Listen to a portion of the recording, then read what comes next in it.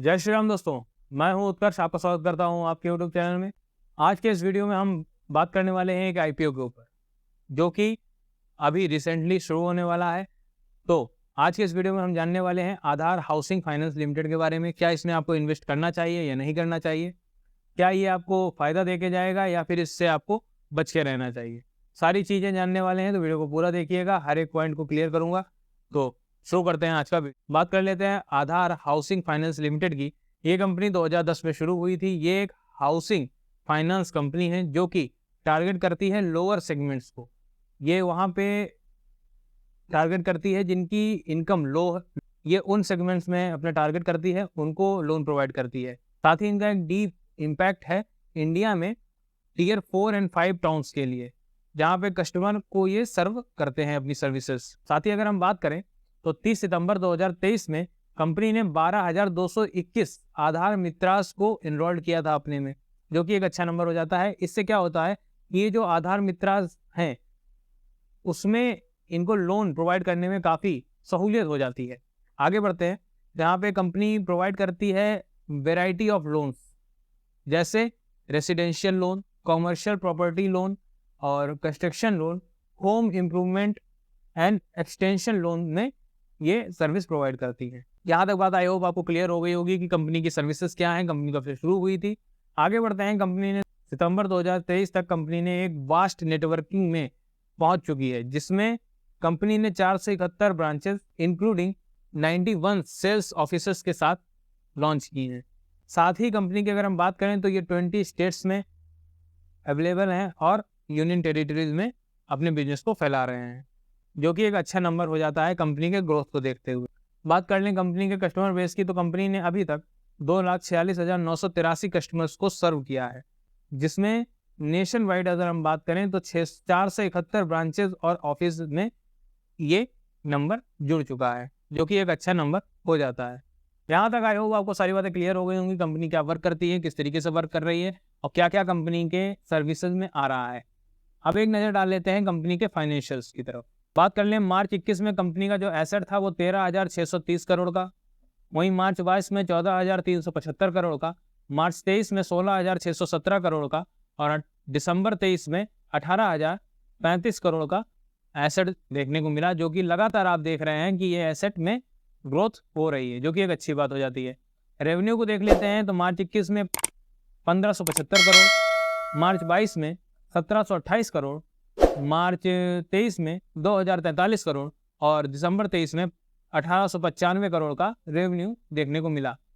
लगातार रेवेन्यू में ग्रोथ देखने को मिली है, जो कि एक अच्छी नंबर हो जाता है। आप हर चीज़ को नोट डाउन करते रहिएगा और ध्यान से सुनिएगा, तभी आपको सारे अच्छे पॉइंट्स के या बुरे पॉइंट समझ में आने वाले हैं। बात कर लेते हैं प्रॉफिट आफ्टर टैक्स की।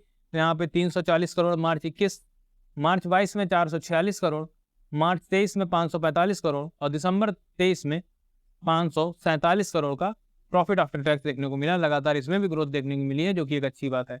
नेटवर्थ की बात कर लेते हैं तो मार्च 21 में 2,692 करोड़, मार्च 22 में 3,146 करोड़, मार्च 23 में 3,697 करोड़ और दिसंबर 23 में 4,249 करोड़ का यहाँ पे नेटवर्थ देखने को मिली है। बहुत बढ़िया। यहाँ पे जो इसका फंडामेंटल्स है वो फाइनेंशियल्स काफ़ी अच्छा देखने को मिला है। साथ में ही इसकी अगर हम बोरोइंग की बात कर लेते हैं तो मार्च 21 में 10,374 करोड़, मार्च 22 में 10,674 करोड़, मार्च 23 में 12,153 करोड़ और दिसंबर 23 में 13,127 करोड़ का बोरोइंग देखने को मिलती है। तो ठीक ठाक बोरोइंग है। कंपनी खुद ही फाइनेंस लोन की कंपनी है, तो यहाँ पे बोरोइंग इतना हो सकती है। साथ ही कंपनी धीरे धीरे इसके ऊपर वर्क भी कर रही है। बढ़ते हैं, कंपनी के फंडामेंटल्स को समझते हैं और उससे पहले हम जान लेते हैं कंपनी की कुछ इंपॉर्टेंट डेट्स, क्योंकि वो हमारे लिए जानना जरूरी है, तभी हम इसमें अप्लाई कर सकते हैं। तो आपकी अगर हम बात करें आईपीओ के शुरू होने की, तो 8 मई 2024 से आईपीओ शुरू हो रहा है। आईपीओ के क्लोजिंग डेट जो है वो 10 मई 2024 है, तो इसमें आप 8 तारीख से अप्लाई कर सकते हैं और इसकी जो क्लोजिंग डेट है वो 10 तारीख है। 10 तारीख को ये आईपीओ एप्लीकेशन इसमें बंद हो जाएंगी। अलॉटमेंट 13 मई को हो जाएगा। रिफंड डेट 14 मई है। 14 मई तक आपके पास रिफंड मिल जाएगा अगर आपको अलॉटमेंट नहीं मिलती है तो। आगे बढ़े तो यहाँ पे जो शेयर है आपके डीमेट अकाउंट में 14 मई को देखने को मिल जाएंगे अगर आपको अलॉट हो जाते हैं और लिस्टिंग डेट है इसकी 15 मई 2024। सारी डेट मैंने आपके साथ डिस्कस कर दी। ये इंपॉर्टेंट डेट्स हैं, इनको जरूर ध्यान रखिएगा, इसके हिसाब से ही आप इसमें अप्लाई कर सकते हैं। बात कर लेते हैं कंपनी के फंडामेंटल्स की। तो कंपनी का जो रिटर्न ऑन इक्विटी देखने को मिलता है वो 18.4 का देखने को मिलता है, जो कि एक अच्छा रिटर्न ऑन इक्विटी हो जाता है। डेट टू इक्विटी रेशियो 3.1 का है, ठीक है, क्योंकि इसके ऊपर बोरोइंग ज़्यादा देखने को मिलती है, तो यहाँ पे डेट टू इक्विटी रेशियो ये होना स्वाभाविक है। आगे बढ़ते हैं, अर्निंग पर शेयर की बात कर लेते हैं। तो यहाँ पे जो प्री आईपीओ है वो है 13.81 का, और पोस्ट आईपीओ की बात कर लेते हैं तो 17.13 का अर्निंग पर शेयर देखने को मिलता है। अच्छा है, यहाँ पे पोस्ट आईपीओ का जो अर्निंग पर शेयर है वो अच्छा देखने को मिलता है। बात पी रेशियो की कर लेते हैं तो 18.39 का है। लेकिन पीयर कंपैरिजन पे पहुंचने से पहले हम जान लेते हैं आप किस कैटेगरी में कितना अप्लाई कर सकते हैं। सबसे पहले बात करते हैं रिटेल कैटेगरी में। रिटेल कैटेगरी में यहाँ पे जो आपको रिजर्वेशन मिलता है वो मिल जाता है 35% का। वहीं अगर हम QIB कैटेगरी की बात कर लेते हैं तो 50% का, और HNI कैटेगरी में 15% का रिजर्वेशन आपको मिल जाता है। साथ ही आपको अगर रिटेल में अप्लाई कर रहे हैं तो आप एक लॉट से लेके 13 लॉट तक के लिए आप अप्लाई कर सकते हैं, जिसमें आपको एक लॉट में 47 शेयर और 13 लॉट में 611 शेयर मिलने वाले हैं। साथ ही एक लॉट के लिए अगर आप अप्लाई करते हैं तो उसमें आपको 14,805 का अमाउंट पे करना पड़ेगा। HNI कैटेगरी में बात कर लेते हैं तो मिनिमम 14 लॉट के लिए आप अप्लाई कर सकते हैं और मैक्सिमम 67 लॉट के लिए आप अप्लाई कर सकते हैं, जिसमें आपको मैक्सिमम अगर हम बात करें 67 लॉट के लिए 9,91,935 का अमाउंट पे करना पड़ेगा। यहाँ तक बात क्लियर हो गई। आगे बढ़ते हैं, जो आपका बिडिंग प्राइस यहाँ पे रहेगा वो 300 से 315 रहेगा, जिसमें अगर आपको अप्लाई करना है तो आप 315 के लिए बिड प्राइस लगा सकते हैं। आई होप यहाँ तक आपको सारी बातें क्लियर हो गई होंगी, और कोई भी कंफ्यूजन रहता है आप कमेंट में पूछ सकते हैं। और कम्युनिटी पोस्ट पे जरूर आप ध्यान रखिएगा, क्योंकि बहुत सी चीज़ें आईपीओ से रिलेटेड, इस आईपीओ से रिलेटेड आपको कम्युनिटी पोस्ट पे मिलने वाली हैं। बात कर लेते हैं आईपीओ साइज की। तो यहाँ पे 3000 करोड़ के लिए कंपनी आईपीओ लेके आ रही है, जिसमें से ऑफर फॉर सेल रहने वाला है 2000 करोड़ और फ्रेश इशू रहने वाला है 1000 करोड़। यहाँ तक बात आई होप आपको क्लियर हुई होगी। अब हम जान लेते हैं कंपनी के पीयर कंपैरिजन को।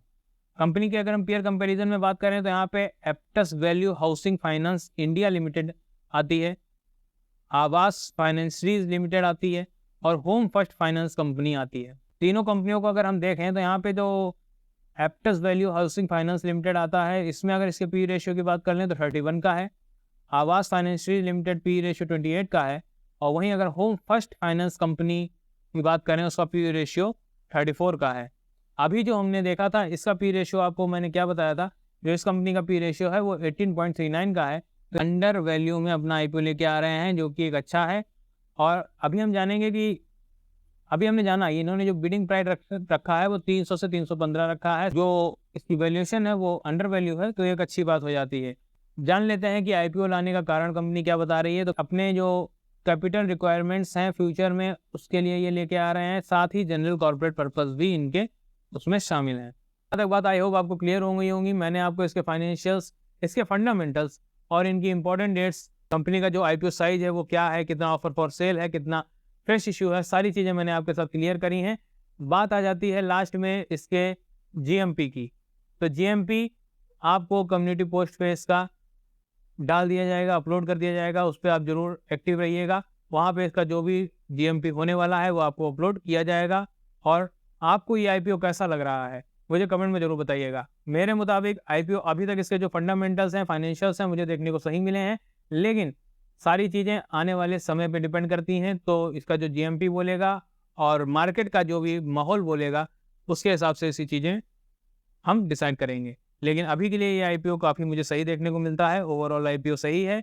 आप मुझे बताएं कमेंट बॉक्स में कि आप इस आईपीओ के विषय में क्या सोचते हैं। जानकारी पसंद आई है, वीडियो पसंद आया है तो लाइक जरूर करिएगा, चैनल को सब्सक्राइब करिएगा, दोस्तों के साथ शेयर करिए जो कि आईपीओ से रिलेटेड वीडियोस ढूंढ रहे हैं और चाहते हैं कि आईपीओ में इन्वेस्ट करें, लेकिन किस तरीके से एनालिसिस करें, या फिर इस आईपीओ में इन्वेस्ट करना चाहते हैं और इसके एनालिसिस ढूंढ रहे हैं, तो उनके साथ प्लीज़ शेयर करिए। मिलते हैं नेक्स्ट वीडियो में। धन्यवाद।